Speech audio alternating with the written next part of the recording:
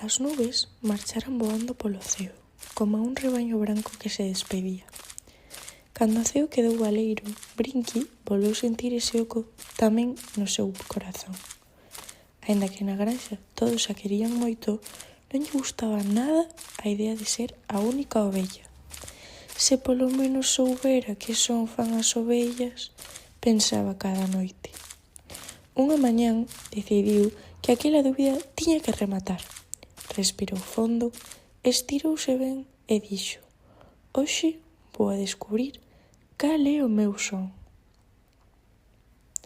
Foi correndo ata a corte, onde vivía o seu amigo o galo. O sol estaba espertando e o galo afinaba a súa voz cun longo: Señor galo, que son fan as ovellas?» preguntou Brinqui. O galo ergueu o peito e respondeu cantando: «Pero ese é o meu son, Brinqui.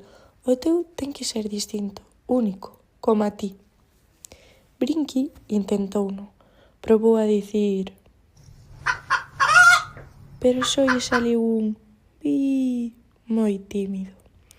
O galo sorriu e díxolle que seguise buscando, que cada un nace coa súa propia música.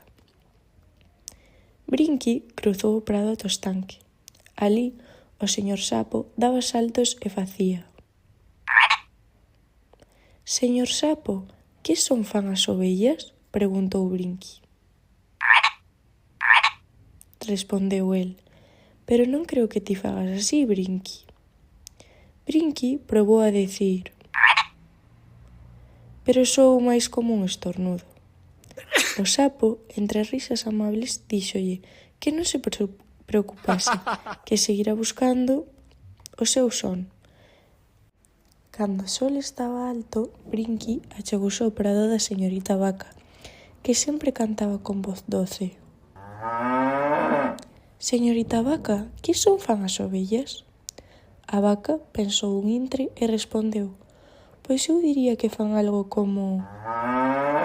pero non estou segura de que ti fagas así». Brinqui intentou imitar o mu, pero a vaca riu suavemente e díxolle que non era iso, que tivera paciencia, que xa daría co seu son, que a facía ser ela mesma. Brinqui estaba moi triste, probara todos os sons da granxa e ningún parecía ser o seu. O granxeiro, que pasaba por ali, detívouse a vela. «Brinqui, pequecha, por que tanta tristura?» «Non sei cal é o meu son», murmurou ela. «Quero saber quen son eu».